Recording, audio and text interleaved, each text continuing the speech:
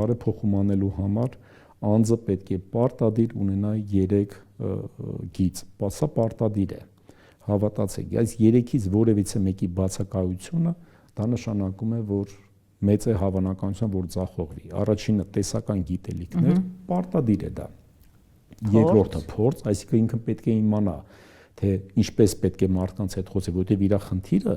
մարդկանց հետ առճակատվելը չի։ Մարդկանց հետ այդ Կոտլերի, եթե մենք նայենք օրինակ երկրորդ քայլը ինչ է ինքը ասում, հա, առաջի քայլը ասում է դու պետք է մարդկանց վախեցնես,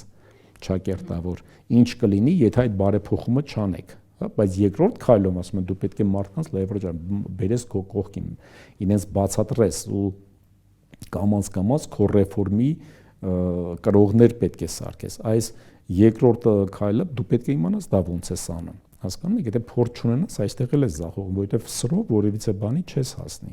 Եվ երրորդը անպայման պետք է ունենաս քաջություն, չվախենաս